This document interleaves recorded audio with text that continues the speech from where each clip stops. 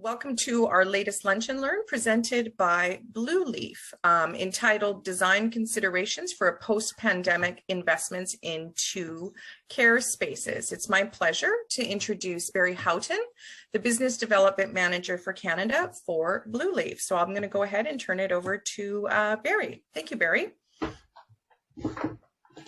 Thank you, Kathy, and welcome to those who have joined us today. Thank you for taking a few minutes to join the Blueleaf panel that we have here today. So we have Dana and we have Joyce from our design office, and then we have Mike Wallace for our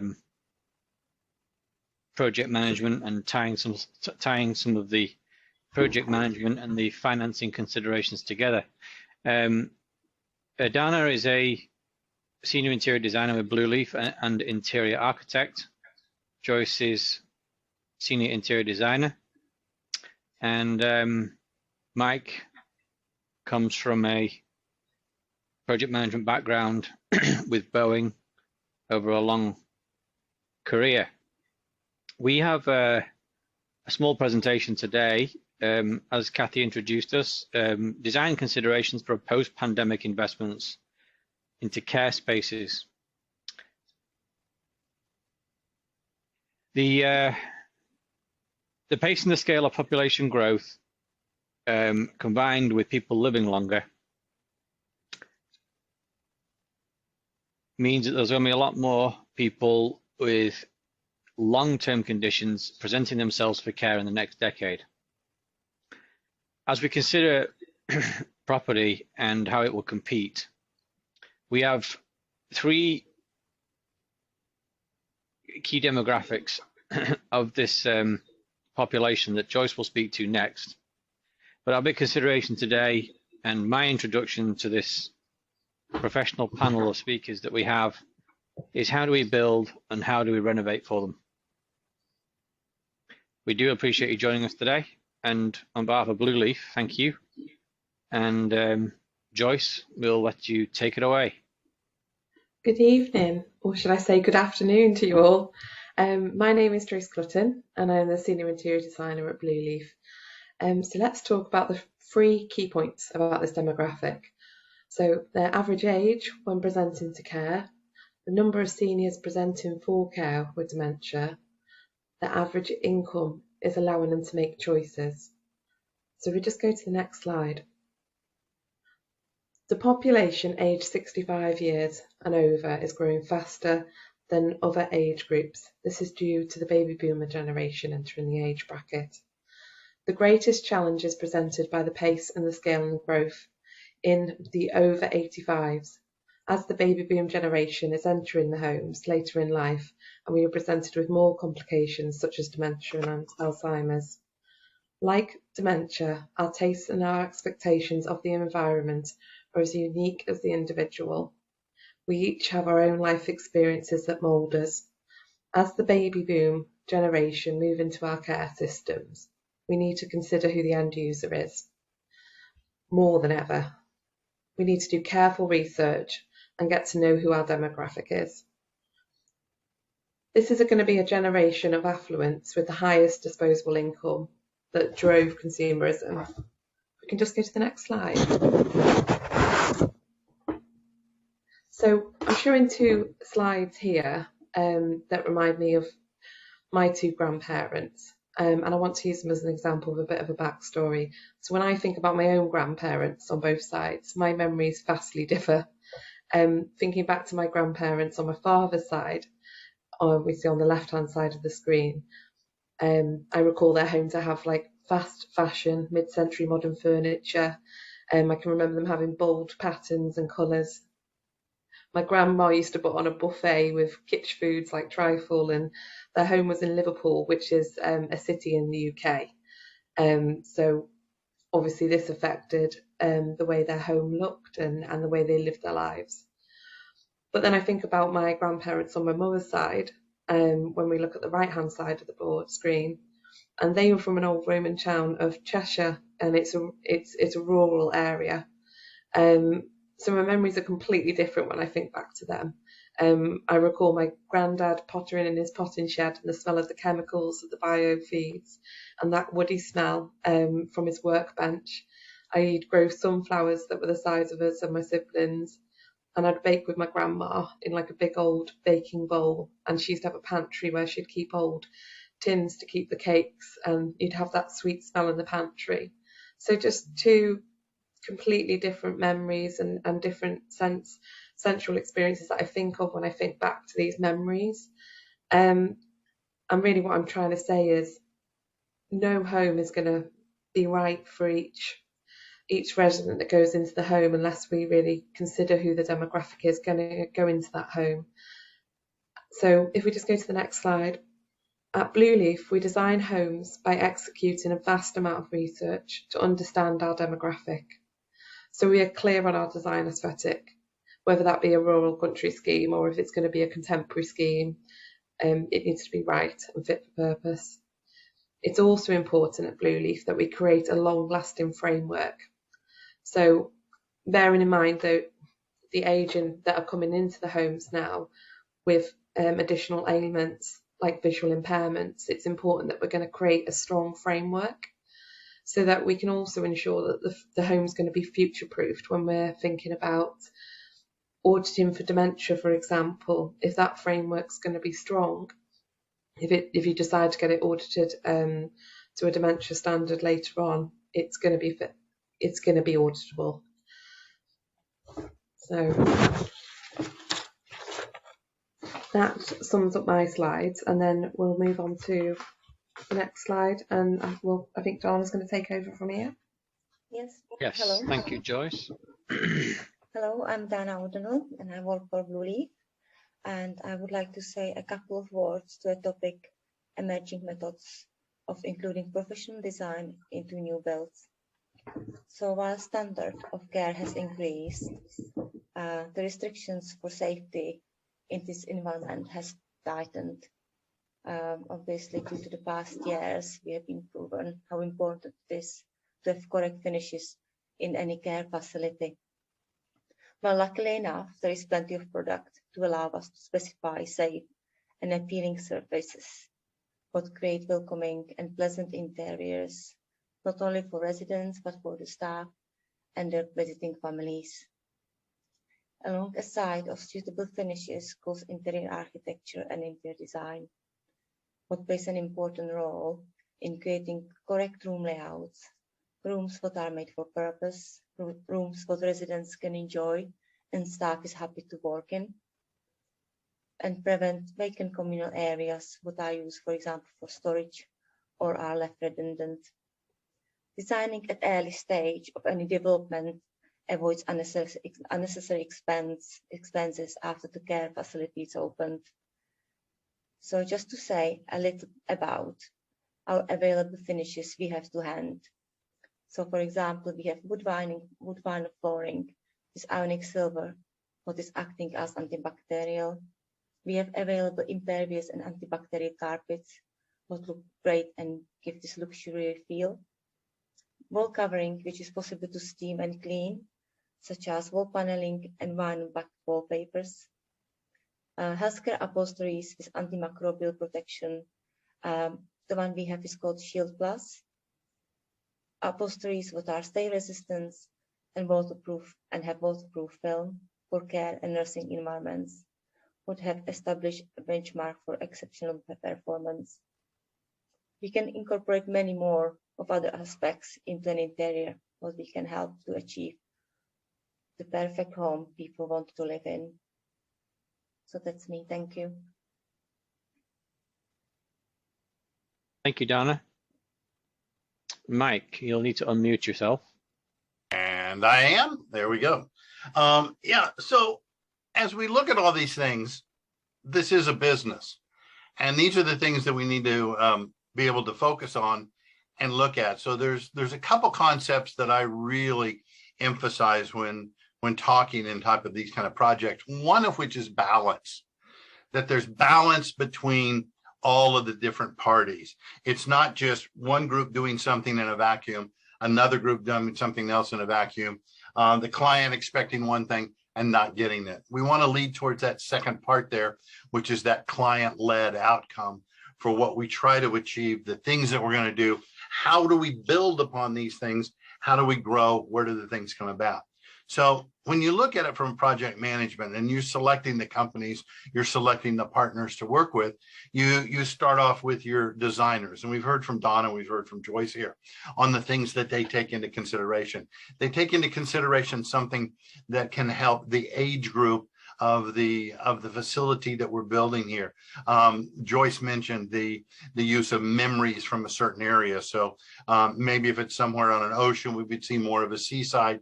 Maybe if it's somewhere in a mountain, it would be more of a mountainous type of decor and activity that would move through that. But at the same time, we have to take into account safety. So your designers have to be able to understand the differences between the color schemes, how we move from carpet to furniture, so that people with low visual capabilities are able to move around without tripping or without bumping into things. All of these things come together on the design phase. So you're working with the architects, you're working with the designers to get what it is that you want at a reasonable cost. How are we going to be able to do this? How are we going to be able to afford it? You've got your traditional methods out there of financing. You can be looking at things with mortgages and the other type of activities prior to getting started. But so we build all of this stuff together. As we then start looking, we start thinking about what kind of things are we going to be able to work to make this come forward? Are the designers selecting furniture that can actually be delivered? They're available through the sources that we have nowadays, the supply chain that are out there, and can be able to be on time for while we're doing the building on these things. We get into the design build side of this, and frequently we see that there are areas where maybe they want to find something that's a little bit less expensive. They come in with an alternative as that helps the builder on their profit margins, and they bring something in. So if we don't have this balance, then we have one stage moving to another stage, moving to another stage, moving to another stage, without that comprehensive, cohesive link of why we have done what we're doing, how we were doing, and all of this comes together. So it does come down to this really strong balance of a client-led outcome. What is it that you want? What is it that you're trying to achieve for the long term? What patients are you going to want to, clientele are you going to want to be bringing into your facility? What kind of capacity are you going to have? What kind of capabilities are you going to have? What kind of amenities are you going to have? All of these come into account so that somebody can come in here and find not only a comfortable place for them to be able to live and grow in these years now, but also a safe environment that has the features, that has the things that they need. It's not just a bedroom. It's not just a dining room. It's not just a common area.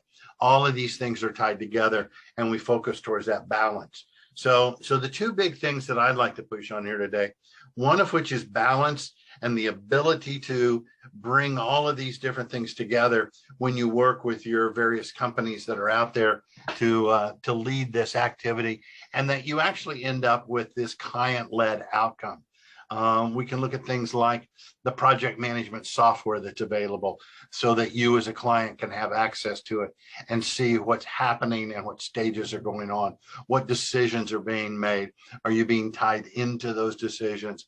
All of these different things to come together for what we're trying to achieve and what we're trying to develop, either on a renovation or on a new build. They're going to come in about in the same kind of a way. You have a time frame in what you want to do it.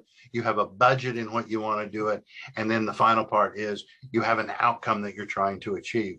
And all of those things have to be balanced, not only by you, but all of the various partners that are involved in your business, pushing this forward, making these things happen, and being able to do. As you've seen in some of these pictures that we've had here, these are tied together. The designs have been coordinated with the client on what they want, all the way down from the artwork to the light to the things that are sitting on the bookshelf here in this picture here. They all tie together. You can see a theme coming through. You can see certain types of things so that someone particularly in the senior area, has some level of familiarity, some level of comfort, a very high level of safety, all of these things tied together so that the quality of life is very, very high on what we can do. So lots of different options. Barry, some comments from you. Mike, thank you. We appreciate your perspective. And I think I'd like to give Dana and Joyce an opportunity now to respond. From the design perspective, it tends to be sort of an upfront amount of work that's done to design and prepare the specifications of how the space should be built out, considering the demographic that's going to be going in there.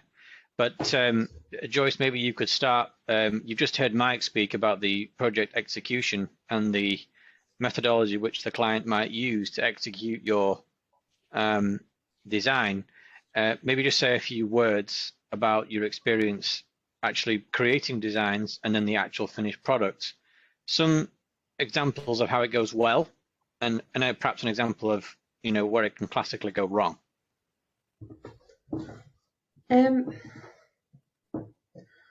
I mean, where it goes well is usually when we come on early in the schemes, and we can we all work as a team. And that's usually when a scheme goes well, and we can get on the project early, work with the architects, and we can talk about, when I spoke earlier about getting that framework right to the scheme. Once the framework's right, everything really flows off that.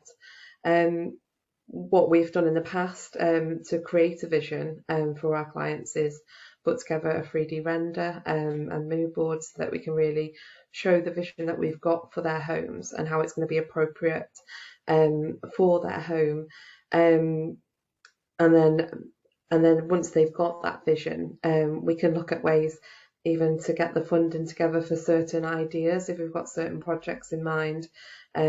We've just worked on an exciting scheme where we wanted a communal space that actually encourages outside locals to come into the home and interact with the residents. We had a cafe area and we wanted it to bring the outdoors inside so that the residents had a safe place to come down. There was a hair salon, there was an entrance with an indoor living tree where it was a safe environment indoors but with the outdoors feel, but also they've got the interactions of meeting people from the outside. But the client was so passionate and so excited by all the ideas, we were able to work with him on these ideas and really develop them and make sure that they get implemented and executed well, and that's usually when schemes come together well. And we are faced with challenges as well. I'm going to give an example of a challenge on where I was talking earlier about looking at who our demographic is. Working on schemes in Canada, what you find is that can become quite broad, and that creates a challenge, and that's where we have to really be creative. One home that we did near Vancouver, as we did walks of the homes, and it's almost a bit of an investigation going around the home trying to get a feel for who the residents are and who's going to be in the home. We had two challenges. We had government funded money and private money, and there wasn't a clear line between which part of the home was use. I'll get you to elaborate on that, Barry, but which the usage of the home and how we could cater certain areas for the private residents. And then another challenge that we faced was the cultural differences in the home. We had Chinese residents, we had First Nations, we had locals as well, and we needed to try and find a common theme that was going to be a home from home environment for all those different cultural needs. And one thing that we could find in common, and one common theme, is nature. And nature, was appealing to all. And we've managed to develop nice eclectic schemes where we can kind of mix in lots of different cultural elements and use, natural elements as the main framework, and that worked really well. And the client was really pleased with the end result. So we do get our challenges, but it's down to us to come up with the solutions. But you could probably elaborate on the private residency and the. Yes. Well, yeah, we appreciate your insight on that. I think what you've just expressed, and I could probably summarize it because I certainly couldn't do as good job as you, is that where there is a desire and a corporate direction to move the interior of a home into a new direction, to maybe do some justifiable upgrades or to do a new renovation for a new purpose of an area, or repurpose perhaps an assisted living area into a dementia friendly area. Whatever it is it needs to begin with the basics, and everything needs to be put up for discussion to bring the environment together, doesn't it? These schemes cost money. They're not free. And we need to be clear about that. This is a significant investment. These are not costs as such. But most importantly is that we'd like to highlight one of the common pitfalls we see of taking a design and then trying to go through it a bit like a buffet and add it to the home's existing look and feel. The home gets increasingly eclectic, doesn't it? And moves even further away, really, from the intention of hiring a designer in the first place. So we're really going back to the bones, aren't we, to make sure that we've got a good place to build from so that we can give that look and feel. And I think, as Joyce highlights, once we understand the use of the home and what areas are being used for what purposes, we like, I think it's fair to say that at Blueleaf, we like to come at it from a whole of business approach. So we're cognizant of the balance sheet, we're cognizant of how the home creates its own profit and loss, and try to make justifiable decisions on how an execution would take place. Dana, did you have any response to Mike's portion of the presentation you'd like to add?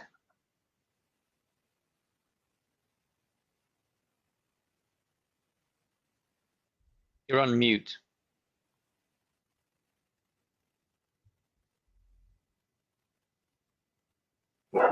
Sorry, I have a bit of background noise at the moment. I'm at home and Oh, no problem. No, I'm just generally speaking. We do take seriously in consideration the environment which needs to be created, which is safe, which needs to be safe for the residents, but it needs to be pleasant as well. We like to see residents enjoying living in the home and wanting to be in the home as much as the staff working in the home, because it makes a big part of it as well, that the staff is looked after well and they get plenty of energy to look after the residents as well. And care environment, which is like you can see now on the picture, welcomes anyone, welcomes grandchildren, welcomes families to come, and there's nothing better to see than happy grandparents and living in a safe place. Thank you, Dana. Yeah, I appreciate your insights on that. I think in conclusion, we'd like to say just a few words that the traditional methods of financing new build property or in substantial renovation of existing property sort of tends to follow historical routes, whether it be with a mortgage or a bank or a builder or an architect. What we can say is that for those clients who have worked with Blueleaf and had extraordinary outcomes and have been able to create some of these environments that we've been able to show today in some of the images, is that the project manager and the designer work for the client, and they're specifying a supply chain that can actually be obtained and executed in a timely fashion. Some of the traditional models tend to put the design of a home and the final look and feel in the hands of the architect. And for some, it seems to be a very dark and closed door approach. And then the architect providing perhaps some very limited options with very little consideration for who's going to be in the home, but more about what's available in the market and what rebates and deals are already made with suppliers who work hard for the architect. Instead, the scheme should be working hard for the client, and it doesn't tend to be that way. And it's something that Blueleaf is able to provide some insight to you today about the fact that there are other ways to go about it, where the work can be executed in the control, as Mike spoke about, in the control and at the direction of the client, of an outcome that they're looking to achieve. We'll just finish with some closing comments from Mike, and then we'll move on to our question and answer period.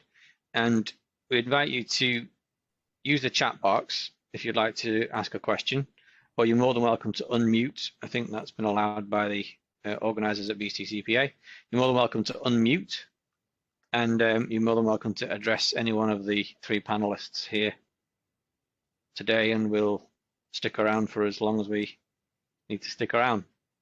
Mike, final comments. The earlier you get involved with everybody, the better final product you're going to have. This is not something that, particularly in today's era, can be done in just a few weeks. It's possible to do it. There's things that can happen, and there's things that can be done on a small scale. But to really get what you want, as Donna said and as Joyce said, involve the designers early. Get involved with the people that are out there so we know what different options you have, allow you to pick from the options and select both what is affordable and what it is that you need to be able to meet your needs. Again, we're going to push the two concepts here of balance and the client-led outcome. So with that, Barry, let's see if we have any questions. Sure.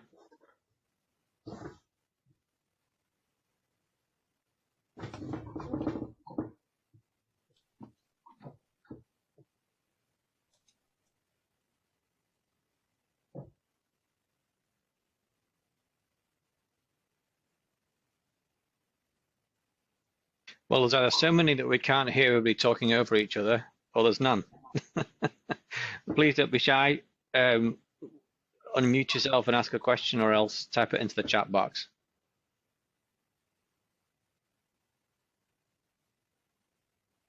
And trust me, any question that you ask, you think, wow, I don't really know. Everybody probably knows this. I'll trust you. Nobody else knows it, and they'll be glad you asked that question.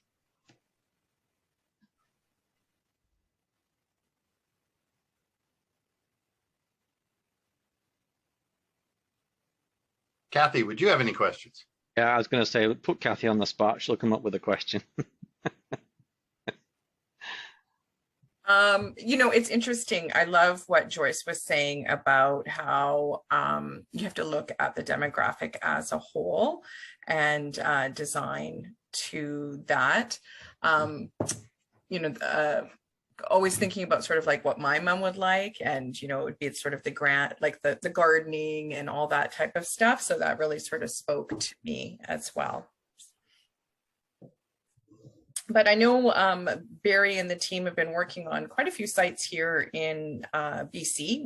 Lynn Valley is one. The H&H home in Duncan. I can't remember the name of that, Barry, but I did see some of the photos, and it's absolutely lovely and integrates nature and beautiful window space into the design. Yeah, so anytime you kind of want to, if you want to see some examples, I'm sure we can just you can reach out to Barry as well. Barry and some of the Blueleaf team will be at our annual conference, and we just opened registration for that today. I know back in 2019, gosh, it seems like years ago, Blueleaf had a spectacular booth at the conference, and I'm sure they're going to have another one just as beautiful this year. And we're really excited to welcome them to the conference as a sponsor. So please, if you have any questions, please feel free to reach out to me, and I can connect you with the Blueleaf team, or I'm sure some of you might have Barry's contact, etc. This session has been recorded, So I'll send all of the attendees and registrants a copy of the session, and we'll post it on our website too, so you can share with maybe members of your team who didn't get a chance to attend, or someone you think should have watched the presentation today. So I'll just leave it open for if anyone has any questions. Last chance. And then if not, then we'll turn it over to Barry to say goodbye.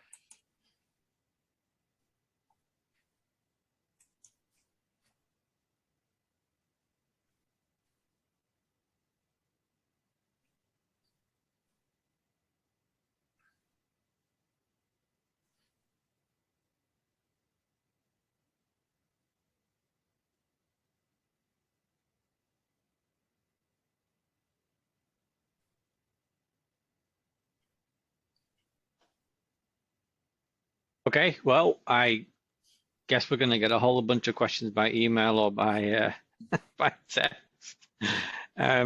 Kathy, thank you, and the BCCPA for facilitating this.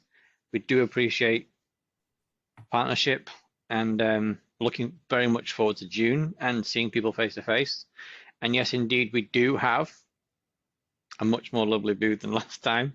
In fact, I think the graphics that we created for it are actually about 2 years old now, and they've never actually been used. So we're looking forward to unfurling those and putting them up on the stand. And thank you to everybody else who joined us, and Dana and Joyce too. Mike, have a great afternoon. Great, thanks. Bye-bye, everyone.